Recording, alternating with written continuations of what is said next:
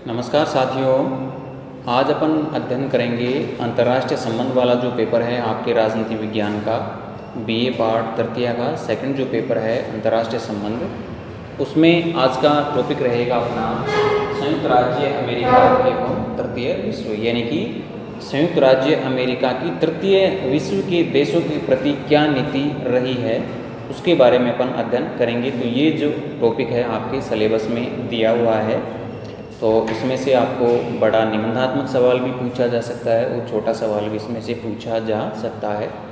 लगभग बड़ा सवाल लगभग इसमें से पूछने के चांसेस ज़्यादा हैं। तो क्या तृतीय विश्व क्या है, किन देशों को शामिल किया गया है, और जो विकसित कंट्रीज़ हैं अमेरिका है, तो उनकी तृतीय विश्व के जो देश हैं उनके प्रति क्या उसकी नीति रही है। तो सबसे पहले तो तृतीय विश्व ये एक शब्द है, तो तृतीय विश्व शब्द का सबसे पहले जो प्रयोग है वो अल्फ्रेड सोबी ने 1952 में अपने एक लेख में किया। आप याद रखना, तृतीय विश्व का सबसे पहले प्रयोग अल्फ्रेड सोबी ने 1952 में किया। अब दूसरी बात यह है कि तृतीय विश्व के जो देश हैं या तृतीय विश्व किसको कहा गया है, तो मोटे शब्दों में मैं यहाँ बताना चाहूँगा कि तृतीय विश्व उन देशों को कहा गया है जो या तो अल्प विकसित हैं या अभी विकास की दौड़ में वो अपना अस्तित्व बनाए रखने की कोशिश में लगे हुए हैं, या तो अल्प विकसित हैं या भी वो विकास की दिशा में अग्रसर हो रहे हैं। तो तृतीय विश्व उनको देशों को कहा गया है, या फिर पहले वो उपनिवेशवाद के शिकार रहे हैं, या जिन देशों में संसाधनों की बहुत कमी है, गरीबी का जो एक आंकड़ा है जीडीपी का जो देखें अपन, तो वो बहुत ही नीचे है। तो इस प्रकार की जो कम विकसित कंट्रीज़ हैं उनको तृतीय विश्व या विकासशील देशों की श्रेणी में उनको रखा गया है। तो अलग अलग विचारकों ने इसकी अलग अलग तरीक़ों से परिभाषा दी है। तो सबसे पहले तो मैं ये कहूँगा, ये शब्द आप याद रखें, सबसे पहले तृतीय विश्व का जो शब्द का जो प्रयोग है अल्फ्रेड सोबी ने 1952 में किया। तो ये जो बात है वो आपको 2 नंबर के सवाल में पूछी जा सकती है।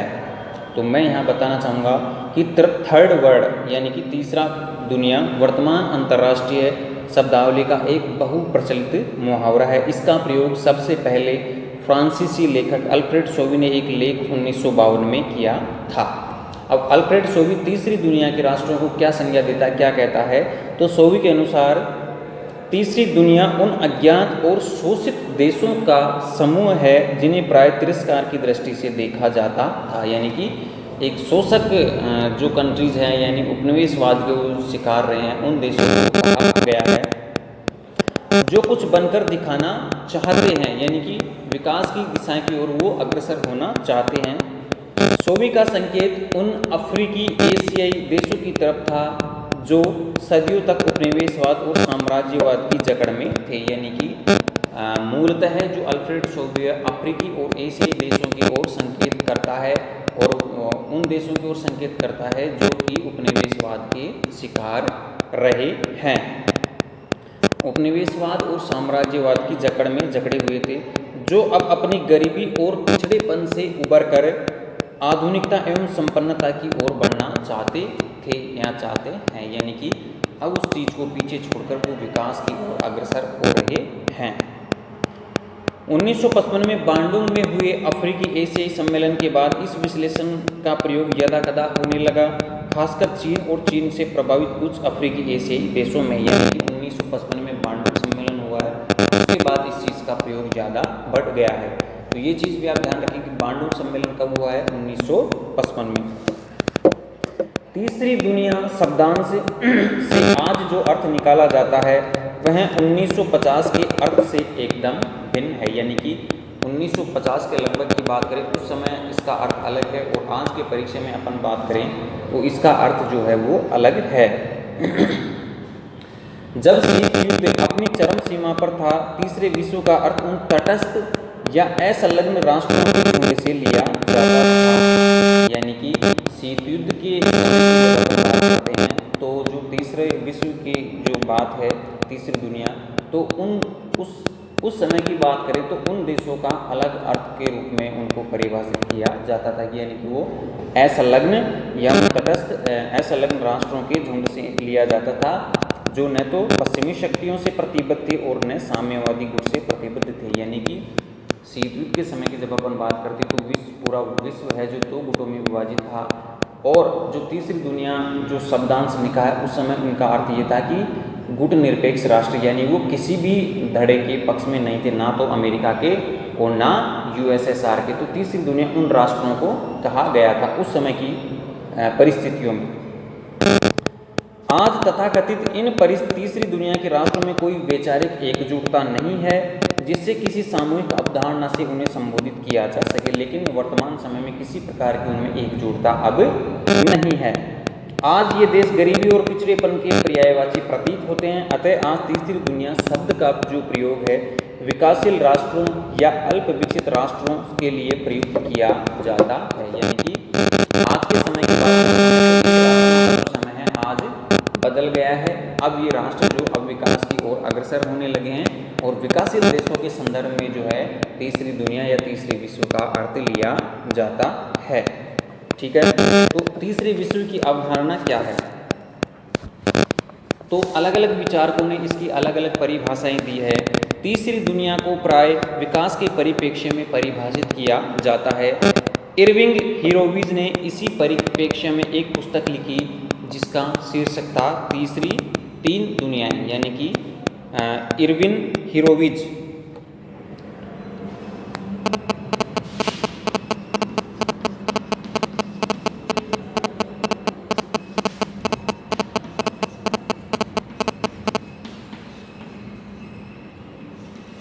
यानी कि एक विचारक रहे हैं हीरोविज, उन्होंने एक पुस्तक की रचना की है तीन दुनियाएं या तीन दुनियाएं नामक एक शीर्षक प्रकाशित किया है, और उनको तीन पार्टों में अलग अलग रूप से विभाजित किया है कि पहली दुनिया में कौन से राष्ट्रों को सम्मिलित किया, दूसरी दुनिया में कौन से राष्ट्रों को, और तीसरी दुनिया में कौन से राष्ट्रों को।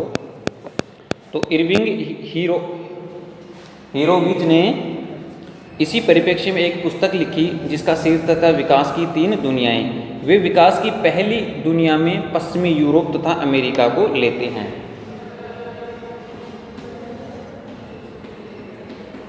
पश्चिमी यूरोप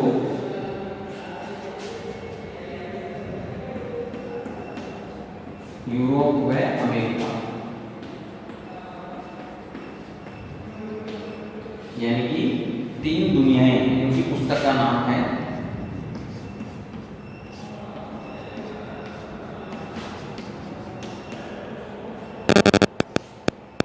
यानी कि इरविन हीरोविज ने पुस्तक लिखी तीन दुनियाएं, जिसमें पूरे जो विश्व के देश हैं उनको तीन अलग अलग भागों में बांटा। पहली दुनिया में पश्चिमी यूरोप तथा अमेरिका को उन्होंने लिया है। इस दुनिया की प्रमुख विशेषता है प्रतियोगी पूंजीवाद, जिसने 16वीं शताब्दी से सामंतवाद को क्षीण करना आरंभ कर दिया, और 18वीं शताब्दी की औद्योगिक क्रांति ने ऐसे प्रगतिशील विश्व के अभ्युदय में सहायता दी जिसने सर्वत्र आधुनिकीकरण की छाप छोड़ी। यानी कि इन देशों के लिए, पश्चिमी यूरोप व अमेरिका के लिए, वो आधुनिकीकरण का प्रयोग होता है कि इन देशों ने अपने आप को विकास करते हुए आधुनिकीकरण की छाप छोड़ी 18वीं शताब्दी में। तो ये पहली दुनिया बताता है। हीरोविज दूसरी दुनिया के अंतर्गत सोवियत संघ और उसके गुटीय राष्ट्रों को लेते हैं। सोवियत संघ व उसके सहयोगी राष्ट्र।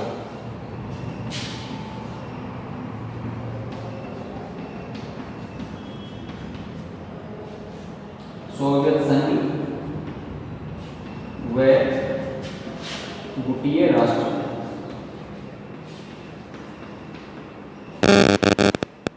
यानी कि जो हीरोविज ने तीन दुनिया की कल्पना की, तो दूसरी दुनिया में सोवियत संघ व गुटीय राष्ट्रों को इन्होंने शामिल किया है। क्या कहते हैं उनके संदर्भ में? वो जारों के शासनकाल में रूस की हालत आज के विकासशील राष्ट्रों के समतुल्य थी। यानी कि जो रूस में जो जार का शासन था उस समय सोवियत संघ और जो उसके गुटीय राष्ट्र थे उनकी हालत जो आज के विकासशील राष्ट्र हैं उसी प्रकार थी।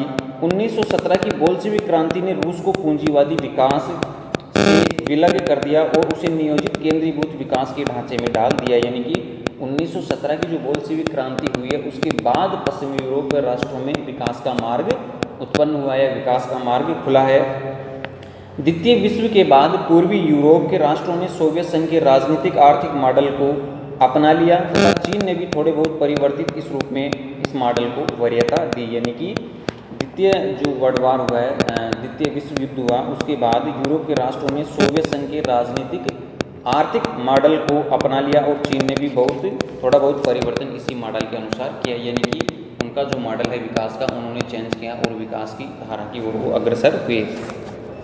अब तीसरी दुनिया की बात करते हैं। तीसरी दुनिया एक नूतन तथ्य है, वे राष्ट्र जो सदियों की उपनिवेशवादी गुलामी से मुक्त हुए हैं और विकास के किसी मार्ग की खोज में है, यानी कि तीसरी दुनिया में वो राष्ट्र उन राष्ट्रों को शामिल करना चाहता है जो उपनिवेशवाद के शिकार रहे हैं। एशिया, अफ्रीका और लैटिन अमेरिका के कई राष्ट्रों की विकास की समस्याएं लगभग एक समान है, अतः उनमें समस्याओं और ध्येयों की एक प्रवृत्ति पाई जाती है। उनका मुख्य ध्येय विकास है। अपने विकास हेतु वे पहली और दूसरी दुनिया के देशों से विचारधारा, राजनीति और अर्थनीति उधार लेने में नहीं हिचकिचाते, किंतु पूर्व एवं पश्चिम के शीत युद्ध में असंलग्न रहना चाहते हैं। तो एशिया, अफ्रीका व लैटिन अमेरिका के देश।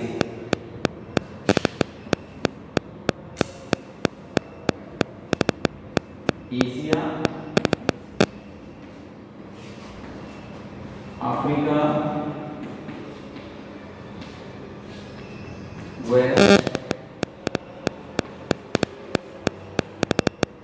लैटिन अमेरिका के देश।